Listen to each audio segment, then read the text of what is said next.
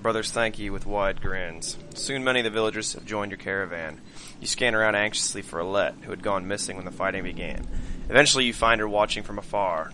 Hogan returns at that moment, introducing you to his son and wife, and you soon set out again. Holy. It's a good thing we got some supplies. Alette marches quietly alongside the caravan, a little distant since leaving the village. When you stop for rest, Oddleaf approaches you both. Alette, I have something for you. Oddleaf has gathered up the long banner from the caravan and smiles warmly as she passes it to Alette. What's this about? I was hoping you'd sew up the banner with everything that has happened since we left Scowndrul. Come find me another time, Rook, and we'll talk. Before you can comment, she departs. Dad, are you the chieftain now? I guess we'll find out later. Oh, and that means you're both quiet for a moment while Alette unfurls the banner. Oddleaf has been teaching me how to sew. She speaks pretty highly of you. Can we read the part about Mom? You nod. On the banner has been sewn the story of the families who have lived in Scowndrul throughout the years, just as it's done on every banner in every town. I wish she was here, but I'm kind of glad she isn't. The section of banner about your family is short, but Alette has been sewing in colorful designs. Why do you say that? So she doesn't have to deal with all of this. Dredge, leaving home, and why did you have to kill those men in the village? I mean, if it's okay to ask. Well, had to make a hard choice. Because the Dredge are terrifying. Every time we have to fight them, I just want to run, but I don't want to kill a person. Please. Are you mad at me? Well, it's okay, but it's okay for now. I guess I would do it if I really had to, but do we have to? I know what you mean. Yeah, I know, Dad. I think you're doing a good job. She hugs you. You spend the rest of your time together sewing new verses into the banner. For better or worse, the story of the Scowndrul is your burden now.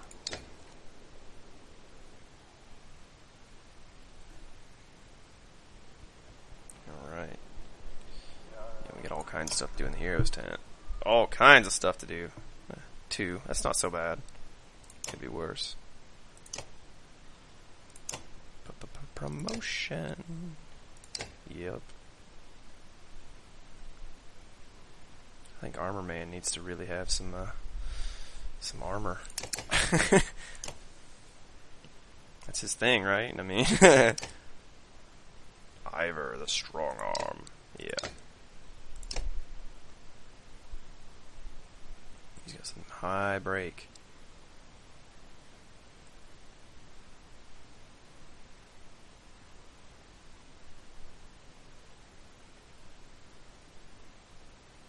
I always forget what this does. Oh, amount of willpower, that's right. Breaking some strength. The Hunter. Alright. Can improve the ability. It's a lot of renown, but yeah, I'm sure.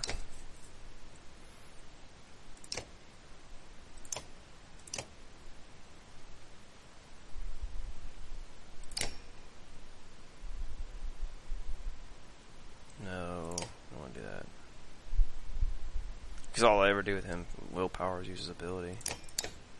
Let's go 1 and 1. And now he can wear this guy. Obsidian ring. Nice. We're using all our renown up. Okay, increase the amount of strikes. What is this?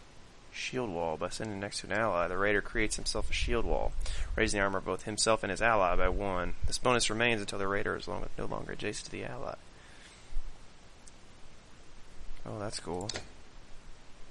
So wait, do other people have these like hidden abilities that I didn't notice? Oh yeah, he's got. Okay, I guess they have a passive that I haven't been noticing. Because yeah, he's got the return the favor, shield wall, puncture. Yeah, okay. I guess these are abilities that I knew about that I didn't think about. Okay.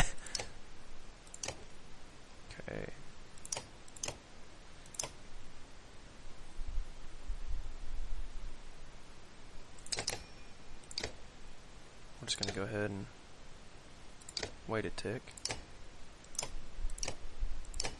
One of them's more armory, the other one's more... Huh. Well, now they're still exactly the same, other than their max stat. One has a scar and the other one doesn't. That's the difference. I did.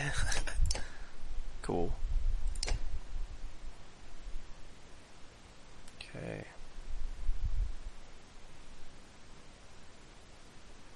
Oh, I should probably give him an item. 15% dodge strength attacks. Yeah, if he's going to be in there tanking it up, taking all these hits, 15% chance to dodge would be spectacular.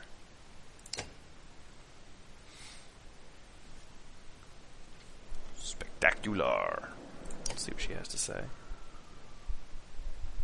How are you doing, Odd? I'm alright. Not at first. Sometimes when a loved one dies, people say it doesn't sink in for a while. It sunk in for me right away. People tell me I'm a strong woman. It's funny, my father named me Oddleaf before I was even born. He wanted a boy so badly. Strong woman. What does that even mean? Sure, people look up to you. Don't take this the wrong way, but I don't want to be known for handling my feelings. If I feel nothing about my husband dying, people think I'm strong. I cry because my insides feel like they're on fire. I'm weak. Why does that feel so backwards? I'm sorry, Rook. It's been hard. You're not sure what to say. In the many years you've known the chieftain's wife, this is probably the most you've ever talked. You asked me to come find you. Yes, it's about the banner. I thought about it a long time. He asked me to give it to you, you know, if something happened. Why me? He always depended on you, Rook. Should be mine. I could carry it, but I thought about why he named you. I get it. They won't follow a woman. Families would leave. Our banner would be divided. I think they'd follow you. Come on, Rook. This isn't the time for pretend. It's not just about our small town. What happens the first time we need something from another clan? How will that go? And the first time someone thinks they can take advantage of us? I think this is what has to happen. Maybe this is what it means to be a strong woman. She looks sideways, eventually giving over a timid smile. Ha! I'm not sure if that's the dumbest thing I've heard or the sweetest. Listen, I know I dragged this out. The truth is, my husband and I could never have a child. I don't want our banner to end here. It'll be safe with you and Alette. I know you're going to take care of her. She puts her hand on your shoulder as she heads back to the camp. Ooh. Extra renown. Always welcome. I think we can get by with normal morale still.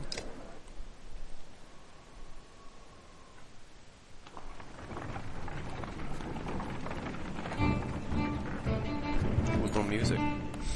At a small split in the trail, a few fighters stop to speak with you, each carrying a single pack.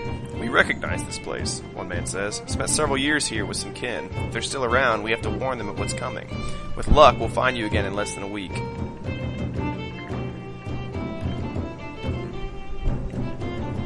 Well, gotta do the right thing, I suppose. If that's all you're taking, you may never make it, you say. Grabbing a few items from a supply wagon, you strap the additional provisions to their backs. Search for family instead of food, you say with a smile. Men clasp wrists with you before departing.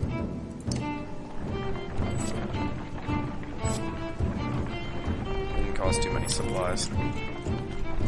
We're almost there anyway. Complaints of Raffensvarder's excessive drinking have resurfaced.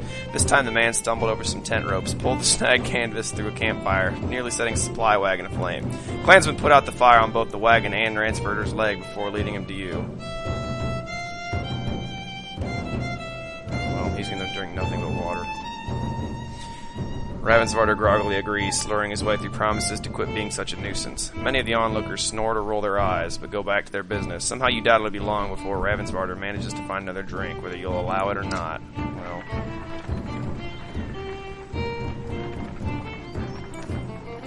Dredge! Shouts a man from the back of the caravan.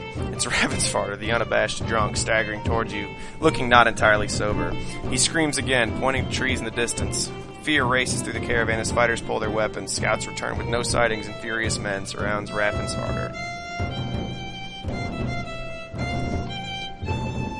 There'll be time for that later, you tell the men. For now, we take no chances. A full day of uneasy rest passes with no sign of dredge. The caravan is annoyed by the scare and the delay. Eventually, Ravensvarder bursts into laughter, and you're sure there were never any dredge. Not long after, Ravensvarder goes missing. Nobody searches for him or seems to mind. Oh.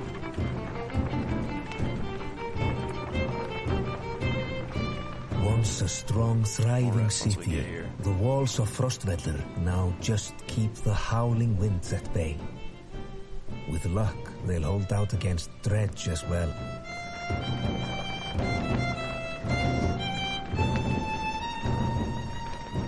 It's a big old banner. You gotta imagine that poor Yox dragging against all that air resistance. You jostle through fallow crowds of sunken faces who appear as though they've been freezing in front of Frostvellir for days. The gates are closed. You come to a stop at the bottom of the hill. This is not looking good. Why are there so many people in the fields? We can't stay outside in the open like this. Oddly finds you amongst the many refugees. Rook, I just talked to some of the women here. Nobody's being led into the city. Why? It's overrun with Varl from Blotzbalger, Greyhorn, people from Bitra, all the nearby villages. The dredge are everywhere. And the chieftain of Frostvellir has locked himself in his great hall. That's when they close the gates. When the dredge come, these hills will turn red. We have to get in there.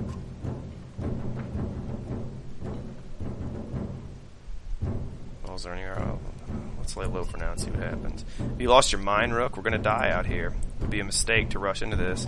We can't just go in there. I mean, they're mad. You can't stick your dick in the beehive. Ivor roars in frustration, but soon settles himself on a patch of dirt.